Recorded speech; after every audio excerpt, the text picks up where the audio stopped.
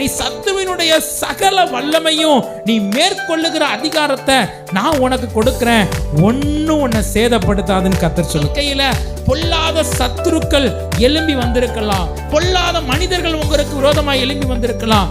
அது எல்லாம் உங்களை சேதப்படுத்தும்படி, உங்களை அழிக்கும்படியான காரியத்தை செய்திருக்கலாம். ஆனால் ஆண்டவர் இருக்கிறார், அது எதுவும் உங்களை சேதப்படுத்தாது.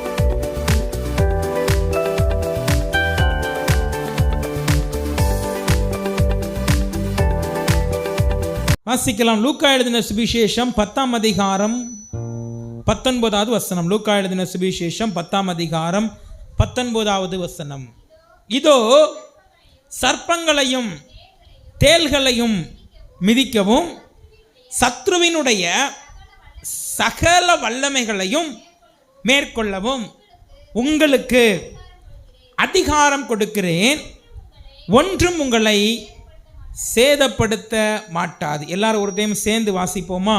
இதோ சர்ப்பங்களையும் தேள்களையும் மிதிக்கவும் சத்ருவினுடைய சகல வல்லமைகளையும் மேற்கொள்ளவும் உங்களுக்கு அதிகாரம் கொடுக்கிறேன், ஒன்றும் உங்களை சேதப்படுத்த மாட்டாது. இந்த மாதத்துல ஆண்டவர் கொடுத்த ஒரு நல்ல ஒரு வாக்குத்தத்த வசனம், சத்ருவினுடைய சகல வல்லமைகளை மேற்கொள்ளவும் உங்களுக்கு அவர் அதிகாரம் கொடுத்திருக்கிறார். ஆமென் சொல்லுங்களேன். ரெண்டாவது, சத்துருவினுடைய வல்லமைகள் எதுவும் நம்ம என்ன செய்யாது என்று சொன்னால் சேதப்படுத்தாது. வேதத்தில் ஆண்டவர் நிறைய வாக்குத்தத்தங்களை கொடுத்திருக்கிறார். நீங்கள் வேதாகமம் முழுவதும் வாசித்து பார்த்தீங்கன்னா 7550 வாக்குத்தத்தம் இருக்குதா? எத்தனை வாக்குத்தத்தம் இருக்குது? 7550 வாக்குத்தத்தம் இருக்குது. ஆனால் ஆண்டவர் ஒவ்வொரு சமயத்தில் ஒவ்வொரு சூழ்நிலையில் நம்மளோடு கூட வாக்குத்தத்தத்தை கொடுத்து அவர் நம்மோடு கூட பேசுவார். ஆமென் சொல்லுங்க. இந்த மாதத்தில் ஆண்டவர் நமக்கு கொடுக்கிற வாக்குத்தத்தம், நீ சத்துருவினுடைய சகல வல்லமையும் நீ மேற்கொள்ளுகிற அதிகாரத்தை நான் உனக்கு கொடுக்கிறேன், ஒன்றும் உன்னை சேதப்படுத்தாதுன்னு கர்த்தர் சொல்லுகிறார். சத்தமாக சொல்லுங்களேன். ஒருவேளை இந்த 9 மாதங்களா உங்க வாழ்க்கையில பொல்லாத சத்துருக்கள் எழும்பி வந்திருக்கலாம், பொல்லாத மனிதர்கள் உங்களுக்கு விரோதமாக எழும்பி வந்திருக்கலாம். அது எல்லாம் உங்களை சேதப்படுத்தும்படி, உங்களை அழிக்கும்படியான காரியத்தை செய்திருக்கலாம். ஆனால் ஆண்டவர் இந்த மாதத்தில் உங்களுக்கு வாக்கு கொடுக்கிறார், அது எதுவும் உங்களை சேதப்படுத்தாது. எத்தனை பேர் விசுவாசிக்கிறீங்க? சத்தமாக ஒரு அழிலியா சொல்லுங்களேன். பக்கத்தில் இருக்கிறவங்க கையை பிடிச்சு சொல்லுங்க, சத்துருவின் வல்லமைகள் மேற்கொள்ளுகிற அதிகாரத்தை ஆண்டவர் உங்களுக்கு தருகிறார், ஒன்றும் உங்களை சேதப்படுத்தாது. ஆமீன் சொல்லுங்களேன். பாருங்க, வேதத்தில் ஆண்டவர் கொடுத்திருக்கிற எல்லா வாக்குத்தத்தங்களும் பைபிள் அழகா சொல்லுது, அது இயேசு கிறிஸ்துவுக்குள் ஆம் என்றும் ஆமேன் என்றும் இருக்கிறது. அப்படின்னா என்ன அர்த்தம்? அது அப்படியே ஆக கடவுதுன்னு அர்த்தம். அழிலியா சொல்லுங்களேன். பிரசங்கம் பண்ணும்போது ஏன் உங்களை பக்கத்தில் இருக்கிறவங்க பார்த்து நீங்கள் சொல்லுங்க அப்படின்னு சொல்கிறேன் அப்படின்னா, நீங்கள் பக்கத்தில் இருக்கிறவங்க பார்த்து உங்கள் வாயினால் விசுவாசத்தோடு எதெல்லாம் அறிக்கையிடுங்களோ அதெல்லாம் அப்படியே நடக்கும். ஆமேன்னு சொல்லுங்கள். வேதம் சொல்லுகிறது, மரணமும் ஜீவனும் நாவின் அதிகாரத்தில் இருக்கிறது, அதை விரும்புகிறவர்கள் அதனுடைய கனி செய்வார்கள், புசிப்பார்கள். பாருங்க, ஆண்டவர் ஏன் நமக்கு வாக்குத்தத்தம் தருகிறார்? வாசிங்க 2 பேதுரு 1ஆம் அதிகாரம் 4வது வசனம். ஆண்டவர் எதனால நமக்கு வாக்குத்தத்தம் தருகிறார்? 2 பேதுரு 1ஆம் அதிகாரம் 4வது வசனம். இச்சையினால் உலகத்தில் உண்டான, வாசிங்க பார்ப்போம். உலகத்தில் உண்டான கேட்டுக்கு தப்பி திவ்ய சுவாபத்துக்கு பங்குள்ளவர்கள் ஆகும் பொருட்டு மகா மேன்மையும் அருமையுமான வாக்குத்தத்தங்களும் அவைகளினாலே நமக்கு அளிக்கப்பட்டிருக்கிறது. ஏன் ஆண்டவர் உங்களுக்கு வாக்குத்தத்தம் தர்றாருன்னா, இந்த உலகத்தில் இருக்கிற இச்சையினால் இந்த உலகத்தில் உண்டான கேட்டுக்கு தப்பி நீங்களும் நானும் திவ்ய சுவாபத்துக்கு பங்கு உள்ளவர்கள். அப்படின்னா பரலோக ராஜ்யத்திற்கு பங்கு உள்ளவர்கள். அலிலியா சொல்லுங்களேன். பரலோக ராஜ்யத்திற்கு போவதற்கு ஏற்ற சுவாபம் நமக்குள்ள வரும்படி நம்ம எப்படி பரலோகத்திற்கு ஏற்ற சுவாபம் நமக்குள்ள வரும்படி கர்த்தர் நமக்கு வாக்குத்தத்தத்தை தருகிறார். அலிலியா சொல்லுங்க. ஏன் ஆண்டவர் வாக்குத்தத்தம் தருகிறாரு? நம்ம பரலோகத்திற்கு ஏற்ற சுவாபம் நமக்குள்ள என்ன செய்யணும்? வரணும். பரலோக ராஜ்யத்திற்கு போவதற்கு ஏற்ற சுவாபத்தை நமக்கு தருவதற்காக ஆண்டவர் நமக்கு வாக்குத்தத்தங்களை தருகிறார். அல்லேலூயா சொல்லுங்களேன்.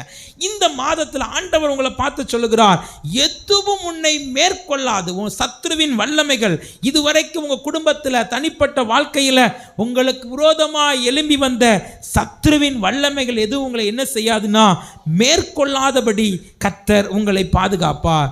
மேற்கொள்ளது மட்டுமல்ல, அது உங்களை அணுகாதபடியும் கர்த்தர் அவர் என்ன செய்வாராம், பாதுகாப்பார். வேதத்தில் பாருங்க, தாவீதுங்கிற மனிதன் ஒரு ஜெபம் பண்ணுகிறார். தாவீதோட வாழ்க்கையை கவனிச்சு பார்த்தீங்கன்னா, தாவீதுக்கு எப்பவும் சத்துருக்கள் இருந்தாங்க. தாவீதுடைய ஆரம்பத்திலிருந்து முடிவு வரைக்கும் நிறைய சத்துருக்கள் தாவீதோட வாழ்க்கையில் எழும்பி வந்தாங்க. ஆனாலும் ஒரு நாளும் கர்த்தர் தாவீதை சத்துரு மேற்கொள்ள விடவே இல்லை. அல்லேலூயா சொல்லுங்களேன். கர்த்தர் தாவீதோடு கூட இருந்து சத்துருவை மேற்கொள்வதற்கும் அந்த அதிகாரத்தையும் அந்த வல்லமையும் தாவீது கர்த்தர் என்ன செய்தார், கொடுத்தார். அதே போல இந்த புதிய மாதத்தில் சத்துருவினுடைய சகல வல்லமையை நீங்க மேற்கொள்வதற்கும் சத்துருவினுடைய சகல வல்லமையை மேற்கொள்வதற்கு உங்களுக்கு அதிகாரம் கொடுக்கிறது மட்டும் இல்லை, எதுவும் சேதப்படுத்தாதபடி கர்த்தர் உங்களை பாதுகாத்து நடத்துவார். ஆனால் பாருங்களேன், தாவீது ஒரு ஜெபம் பண்ணுகிறார். வாசிங்க பார்ப்போம். 110 சங்கீதம் 1வது வசனம். 110 சங்கீதம் 1வது வசனம். கர்த்தர் நான் உம்முடைய சத்துருக்களை உமக்கு பாதபடியாக்கி போடும் வரைக்கும் நீர் என்னுடைய வலது பாரிசத்தில் உட்காரும் என்றார். இங்க தாவீது ஜெபம் பண்றாரு, ஆண்டவரே உம்முடைய சத்துருக்களை எனக்கு பாதபடியாக்கி போடும் மட்டும் நீர் என் வலது பக்கத்தில் உட்காரும். அவர் எவ்வளோ அழகா ஜெபம் பண்ணியிருக்காரு பார்த்தீங்களா. ஆண்டவர்கிட்ட சொல்றார், ஆண்டவரே எனக்கு விரோதமாக நிறைய சத்துருக்கள் இருக்கிறாங்க, இது எல்லாம் எனக்கு பாதபடியாக மாறணும்னா நீங்க என் வலது பக்கத்தில் இருக்கணும். ஆமேன்னு சொல்லுங்களேன். ஆண்டவர் நம்ம வலது பக்கத்தில் இருந்தார்னா சத்துருக்கள் எல்லாரும் நமக்கு பாதபடி ஆயிடுவாங்க. அல்லேலூயா. பாருங்க, இந்த லூக்கா எழுதின சுவிசேஷம் 10ஆம் அதிகாரத்தை நீங்க பார்த்தீங்கன்னா அதில் இயேசு ஒரு 70 பேரை செலக்ட் பண்றார் ஊழியத்திற்காக. நீங்கள் தமிழ் பைபிளில் 70 பேர்னு போட்டிருக்கோம், இங்கிலீஷ் பைபிள் படிச்சிங்கன்னா அதில் 72 பேர்னு போட்டிருக்கோம். ஒரு 70 பேரை இயேசு செலக்ட் பண்ணுகிறார். 9 சீஷர்களை ஆண்டவர் 12 சீஷர்களை ஆண்டவர் தெரிந்து கொண்டார். இந்த ஒரு 72 பேரை தெரிந்து கொண்டு அவங்க 72 பேரையும் ஊழியத்திற்காக அவர் தெரிந்து கொள்கிறார். லூக்கா எழுதின சுவிசேஷம் 10ஆம் அதிகாரம் 2ஆம் வசனத்தை வாசிச்சீங்கன்னா, முதலாவது ஆண்டவர் அவர்களுக்கு ஒரு தரிசனம் கொடுக்கிறார். என்ன தரிசனம் கொடுக்கிறார்? அப்பொழுது அவர் அவர்களை நோக்கி, அறுப்பு மிகுதி, வேலையாட்களோ கொஞ்சம், ஆகையால்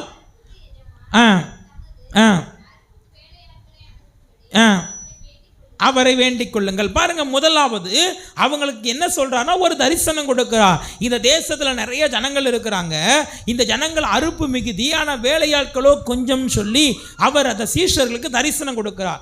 ரெண்டாவது அவங்களுக்கு சுபாவத்தை சொல்லி கொடுக்கிறார். நீங்க 3ஆம் வசனத்தை வாசிங்கன்னா அவர் சொல்றாரு பாருங்க, புறப்பட்டு போங்கள், ஆட்டுக்குட்டிகளுக்குள்ளே ஓநாய்களை அனுப்புவது போல நான் என்ன செய்கிறேன்.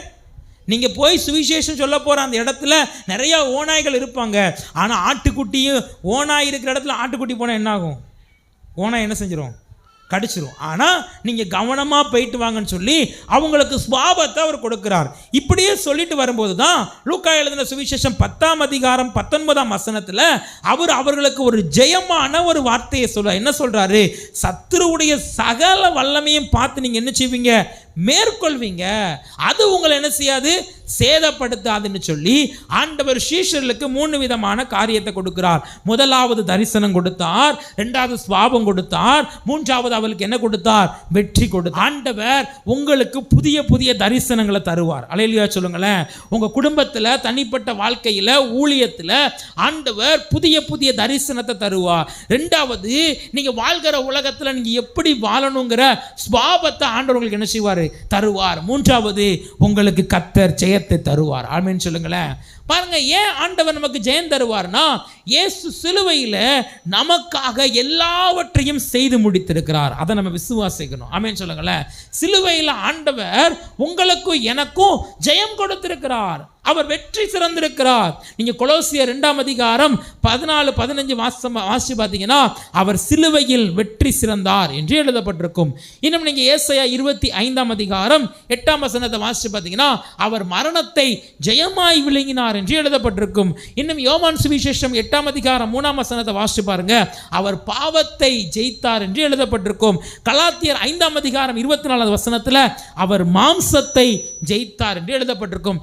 இயேசு எதெல்லாம் ஜெயித்தாரோ அது எல்லாற்றையும் நீங்களும் நானும் ஜெயித்துருவோம். ஆமேன்னு சொல்லுங்களேன். பக்கத்தில் பார்த்து சொல்லுங்க, இயேசு ஜெயித்தது எல்லாத்தையும் நீங்களும் ஜெயிப்பீங்க. ஆமேன். பாருங்க, ஆண்டவர் சொல்லுகிறார், இந்த உலகம், மாமிசம், பிசாசு அத்தனையும் இயேசு என்ன செய்தார்? சிலுவையில் ஜெயித்தார். இப்போ பாருங்களேன், இந்த வசனத்தில் ஆண்டவர் சொல்றாரு, நீ சத்துருடைய சகல வல்லமையும் மேற்கொள்ளுகிற அதிகாரத்தை நான் உனக்கு என்ன செய்கிறேன்? கொடுக்குறேன். அது ஒன்று என்ன செய்யாது? சேதப்படுத்தாது. சத்துருடைய வல்லமைகள், இந்த சத்துருடைய வல்லமையை நம்ம எப்படி மேற்கொள்ள போகிறோம்? பாருங்க, வேதத்தில் ஒரு சம்பவத்தை நம்ம வாசிப்போம். யோசுவாவின் புஸ்தகம் 10 அதிகாரம் 16 வசனத்தை வாசிங்க. யோசுவா 10 அதிகாரம் 16 வசனம்.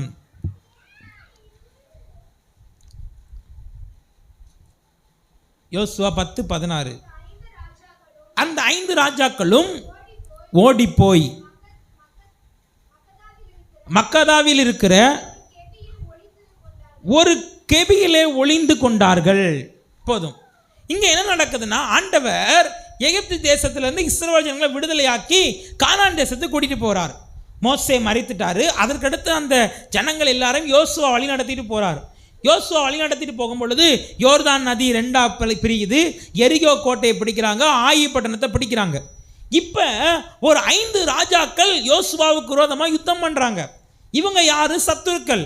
இந்த 5 ராஜாக்களும் யோசுவாவுக்கு விரோதமாக யுத்தம் பண்ணும்போது கர்த்தர் யோசுவாவுக்கு ஜெயம் கொடுக்கிறார். யோசுவாவுக்கு என்ன செய்கிறாரு? ஜெயம் கொடுக்கிறார். யோசுவாவுக்கு ஜெயம் கொடுத்த உடனேயும் இந்த 5 ராஜாக்கள் என்ன செய்கிறாங்கன்னா ஓடி போயிடுறாங்க. இந்த 5 ராஜாக்கள் என்ன செஞ்சுறாங்க? ஓடி போயிடுறாங்க. இவங்க ஓடி போய் ஒரு கெபியில் போய் என்ன செஞ்சுறாங்க? ஒளிஞ்சுக்கிறாங்க. ஒரு கெபியில் போய் ஒளிஞ்சுக்கிறாங்க. அப்போ இவங்க 5 பேரையும் யோசுவா விட்டுட்டு போயிட்டாருன்னா திரும்பவும் அவங்க யோசுவாவுக்கு விரோதமாக என்ன செய்வாங்க? எழும்புவாங்க. அப்படி தானே? ஒரு சத்துரு நமக்கு விரோதமாக இருக்கிறாங்க, சத்துருவோடு போராடி ஜெயித்தாச்சு. ஆனால் சத்துருடைய தலைவன் தான் யார்? 5 ராஜாக்கள். இவங்க 5 பேர் எங்கே இருக்கிறாங்க? கெபிக்குள்ளே இருக்கிறாங்க. இவங்களை விட்டுட்டு போயிட்டா இவங்க திரும்பவும் என்ன செய்வாங்க? யோசுவாவுக்கு விரோதமாக யுத்தம் பண்ணுவாங்க. யோசுவா என்ன பண்றாரு தெரியுமா? அந்த கெபியில ஒளிஞ்சிருக்கிற 5 ராஜாவையும் பிடிச்சிட்டு வந்து வாசிங்க பார்ப்போம். யோசுவா 10 அதிகாரம் 24-25 வாசிங்க. யோசுவா 10:24-25. அவர்களை யோசுவாவின் இடத்திற்கு கொண்டு வந்த போது யோசுவா இஸ்ரவேல் மனுஷர் எல்லாரையும் அழைப்பித்து தன்னோடு கூட வந்த யுத்த மனுஷர்கள் அதிபதிகளை நோக்கி, நீங்கள் கிட்ட வந்து உங்கள் கால்களை இந்த ராஜாக்களுடைய கழுத்துகளின் மேல் வையுங்கள் என்றான். கழுத்துகளின் மேல் வைத்தார்கள். அப்பொழுது யோசுவா அவர்களை நோக்கி, நீங்கள் பயப்படாமலும் கலங்காமலும் பலத்து திடமனதாயிருங்கள். நீங்கள் யுத்தம் பண்ணும் உங்க சத்துருக்கள் எல்லாருக்கும் கர்த்தர் இப்படியே செய்வாராக. சத்தம் வரலையே சொல்லுங்களேன். யோசுவா என்ன சொல்றாரு பாருங்க. இஸ்ரவேல் ஜனங்கள் அந்த 5 ராஜாவை பிடிச்சிட்டு வந்தோடனையும் அந்த 5 ராஜாவையும் கூப்பிட்டு யார் யாரெல்லாம் யோசுவா கூட யுத்தம் பண்ண போனாங்களோ அவங்க எல்லாரையும் கூப்பிட்டு எல்லாரையும் அந்த 5 ராஜாக்களுடைய கழுத்தில் கால் வைக்க சொல்றாரு. எதில் கால் வைக்க சொல்றாரு? அவர்கள் காலுக்கு கீழே சத்துருக்களை பாதபடியாக மாற்றுகிறார். அவர் சொல்றாரு, இவங்களுக்கு மட்டும் இல்ல, இஸ்ரவேல் ஜனங்களோடு யார் யாரெல்லாம் யுத்தம் பண்றாங்களோ எல்லா சத்துருக்களுக்கும் அப்படியே செய்வார் என்று சொல்லுகிறார் ஆண்டவர். இந்த 10வது மாதத்தில் உங்க குடும்பத்தில் உங்க தனிப்பட்ட வாழ்க்கையில் எங்கெங்கெல்லாம் சாத்தான் மறைந்திருந்து ஒளிந்திருந்து கிரியை செய்கிறானோ அந்த சத்துருக்களை எல்லாம் ஆண்டவர் பாதபடி ஆக்கி போட போகிறார். எத்தனை பேர் விசுவாசிக்கிறீங்க? விசுவாசிக்கிறீங்க? அந்த சத்துருடைய காலில், உங்க காலுக்கு கீழே அந்த சத்துருடைய கழுத்தில் உங்க காலை வைக்கும்படி கர்த்தர் உங்களுக்கு அதிகாரத்தையும் உங்களுக்கு வல்லமையும் கொடுக்க போகிறார். விசுவாசிக்கிறவங்க சத்தமா அல்லேலூயா சொல்லுங்களேன். யோசுவா எப்படி அந்த 5 ராஜாக்களையும் அந்த கெபியிலிருந்து கூட்டிட்டு வந்து யுத்த மனுஷர் எல்லாரும் அந்த சத்துருவின் காலுக்குள்ள வச்சிருந்தாங்களோ, குடும்பத்தில் தனிப்பட்ட வாழ்க்கையில் மறைந்திருந்து ஒளிந்திருந்து, ஏன் இந்த பிரச்சனை வருதுன்னு தெரியல, ஏன் இந்த போராட்டம் வருதுன்னு தெரியல. சில நேரம் சில பிரச்சனைக்கு சில போராட்டத்துக்கு என்ன காரணம் நமக்கு தெரியாது. ஆனால் மறைந்திருந்து கிரியை செய்கிற அந்த பொல்லாத வல்லமையை கர்த்தர் இந்த 10வது மாதத்தில் அதை அழித்து போட்டு உன் காலுக்கு கீழே நான் அதை பாதபடியே ஆக்குவேன்னு கர்த்தர் வாக்கு பண்ணுகிறார். சத்தமா சொல்லுவோமா? நீங்கள் அதை மேற்கொள்வீர்கள். அது உங்களை என்ன செய்யாது? சேதப்படுத்தாது. வேதத்தில் மேற்கொண்ட சில காரியத்தை நம்ம பார்த்து நம்ம ஜெபிக்க போறோம். வாசிங்க 1 சாமுவேல் புஸ்தகம் 17ஆம் அதிகாரம் 51ஆம் வசனம். 1 சாமுவேல் 17ஆம் அதிகாரம் 51வது வசனம். ஆகையால் பெலிஸ்தனிடையில் ஓடி அவன் மேல் நின்று அவன் பட்டயத்தை எடுத்து அதை அதின் உரையிலிருந்து உருவி அவனை கொன்று அதனாலே அவன் தலையை வெட்டி போட்டான். அப்பொழுது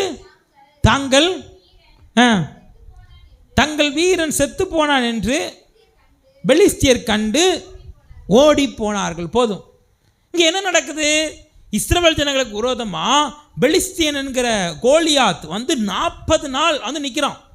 40 நாளும் பெலிஸ்தியரை நிந்திக்கிறான், பெலிஸ்தியரை அவமானப்படுத்துகிறான். பெலிஸ்தியருடைய வீரன் வந்து நின்று யாரை நிந்திக்கிறான்னா இஸ்ரவேல் ஜனங்களை நிந்திக்கிறான், இஸ்ரவேல் ஜனங்களை அவமானப்படுத்துகிறான். நீங்கள் யாராவது ஒருத்தர் வந்து என் கூட சண்டைக்கு வர முடியுமா அப்படின்னு சொல்லி அவன் இஸ்ரவேல் ஜனங்களை நிந்திக்கிறான். அது மட்டும் இல்லை, இஸ்ரவேலின் தேவனை அவன் என்ன செய்கிறான்? நிந்திக்கிறான், அவமானப்படுத்துகிறான். ஆனால் எல்லாரும் அந்த பெலிஸ்தியனாகிய கோலியாத்தை பார்த்து பயப்படுறாங்க, அந்த ராட்சதனை பார்த்து பயப்படுறாங்க.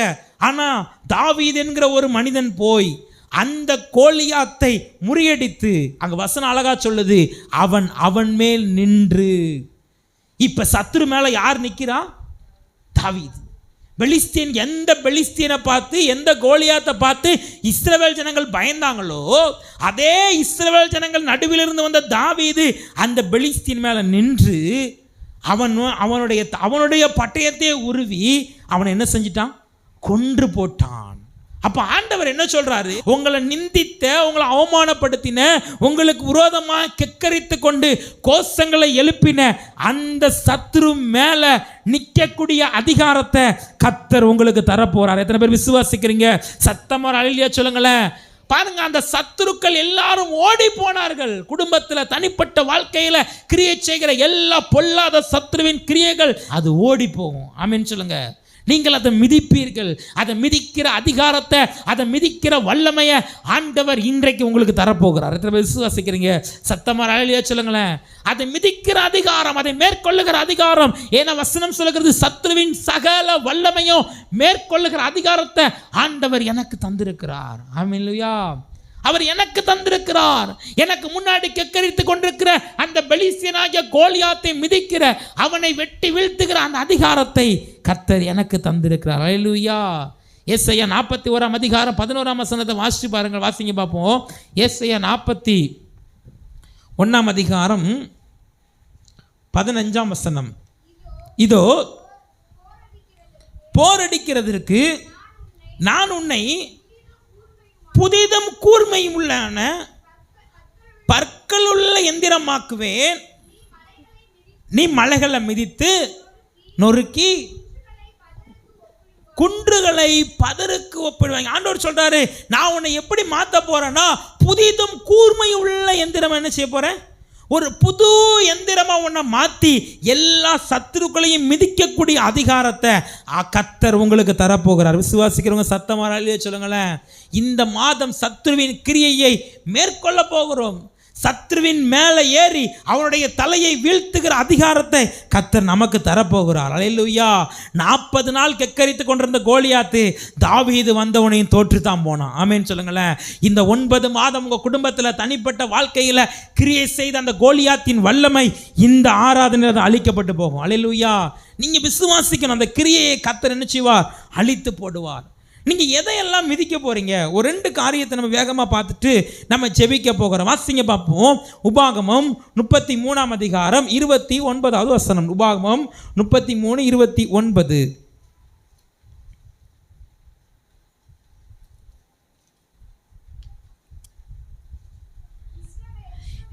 இஸ்ரவேலே, நீ பாக்கியவான், கர்த்தரால் ரட்சிக்கப்பட்ட ஜனமே, உனக்கு ஒப்பானவன் யார்? உனக்கு சகாயம் செய்யும் கேடகமும் உனக்கு மகிமை பொருந்திய பட்டயமும் அவரே.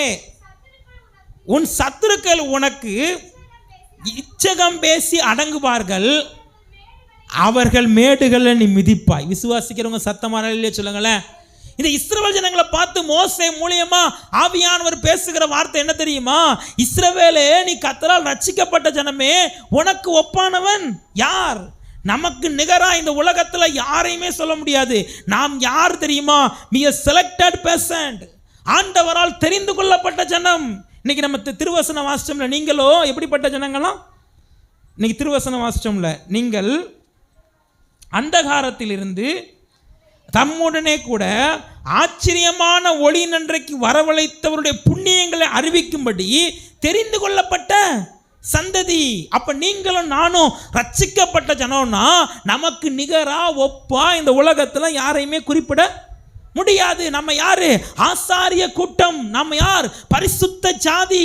ஆண்டவர் சொல்றாரு, நீ ரட்சிக்கப்பட்ட ஜனமே, உனக்கு ஒப்பானவன் யார்? உனக்கு விரோதமாய் உன் சத்துருக்கள் இச்சகம் பேசி அடங்குவார்கள். நமக்கு விரோதமா சத்துருக்கள் எவ்வளோ நாள் பேசலாம்.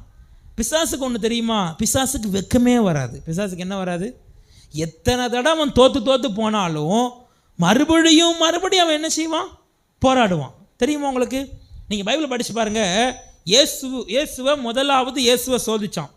என்ன சோதிச்சான்? இயேசு பசியாக இருக்கும்போது, நீர் தேவனுடைய குமாரன் ஆனால் இந்த கல்லெல்லாம் அப்பமாகும்படி செய்யும் சோதிச்சான். அப்போ இயேசு பிசாசு என்ன செஞ்சார்? ஜெயித்துட்டார்ல. அப்பமாவது பேசாமல் போனானா? இல்லை. திரும்பவும் வந்து என்ன செஞ்சான்? சோதிச்சான். திரும்பவும் வந்து சோதிச்சான்.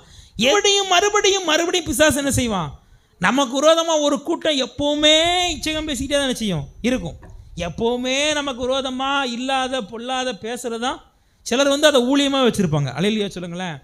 ஆனால் ஆண்டவர் சொல்கிறார், உன் சத்துருக்கள் இச்சகம் பேசி அடங்குவார்கள், அவருடைய மேடுகளை நீ என்ன செய்வாய்? மிதிப்பாய். அவருடைய மேடுகளை நீ மிதிப்பாய். அதை மிதிக்கக்கூடிய அதிகாரத்தை, அதை மிதிக்கக்கூடிய கிருபையை நான் உனக்கு தருவேன்னு கர்த்தர் சொல்லுகிறார். அல்லேலூயா சொல்லுங்களேன்.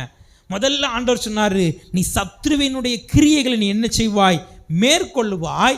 2வது சத்ருவுடைய கிரியை நீ என்ன செய்வாய்? மிதிப்பாய். 3வது ஆண்டு இந்த மாதம் அவருக்கு ஒன்று செய்ய போகிறார். வாசிங்க பார்ப்போம். ரோமர் 16ஆம் அதிகாரம் 20வது வசனம். ரோமர் 16:20.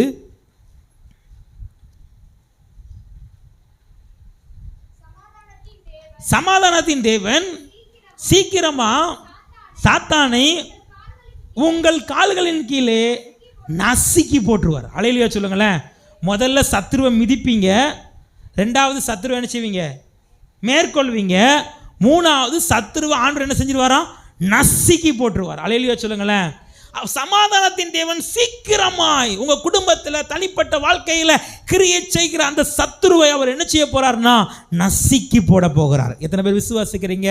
சத்தமா இல்லையா சொல்லுங்களேன். பக்கத்துல பார்த்து சொல்லுங்க, சத்துருவை சீக்கிரம் நசுக்கிடுவாரு, அதனால கவலைப்படாதீங்க. அல்லேலூயா. சத்துரு அவர் என்ன செய்வாராம்? நசுக்கி போடுவார். இந்த சத்துருவை ஏன் ஆண்டவர் நசுக்கி போடுவார் தெரியுமா? அந்த சத்துரு நமக்கு விரோதமாக எப்படிப்பட்ட காரியத்தை செய்கிறான் பாருங்களேன். நீங்கள் வாசிங்க லூக்கா எழுதின சுவிசேஷம் 13ஆம் அதிகாரம் 16ஆம் வசனத்தை வாசிங்க பாப்பா. லூக்கா எழுதின சுவிசேஷம் 13:16. இதோ சாத்தான் 18 வருஷமாய் கட்டியிருந்த ஆபிரகாமின் குமாரத்தியாகிய இவளை ஓய்வு நாளில் இந்த கட்டிலிருந்து அவிழ்த்து விட வேண்டியதில்லை. எப்போதும் பாருங்க, நான் சொன்ன எல்லாத்துலேயுமே இந்த சாத்தான் வருதா? சாத்தான் முதல்ல சொன்ன சாத்தான். அந்த சாத்தான் இங்கே என்ன சொல்றார் இயேசு? 18 வருஷமாய் ஆபிரகாமின் குமாரத்தியாய் இருந்த இவளை சாத்தான் கட்டி வச்சிருக்கிறான்.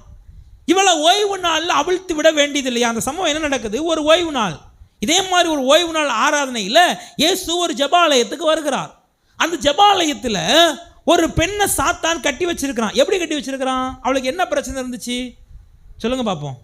என்ன பிரச்சனை இருந்துச்சு? போச்சு, அதையும் பைபிளில் பார்த்தா சொல்லணுமா? 18 வருஷமா அவரால் நிமிர முடியாது. அவரால் நினைச்ச முடியாது. கூனி, அவள் எப்போவுமே குனிஞ்சுக்கிட்டு தான் இருப்பாள். அவளால் நிமிரவே என்ன செய்ய முடியாது? முடியாது.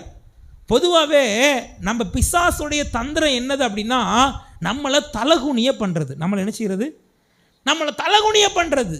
நம்மளை நிமிர்ந்து, நம்முடைய ஆண்டவர் எப்படிப்பட்டவர்னா நம்மளை நிமிர்ந்து நடக்க பண்ணுகிறவர். அல்லேலூயா சொல்லுங்களேன். எப்போ நம்ம தலகுனிவோம் தெரியுமா?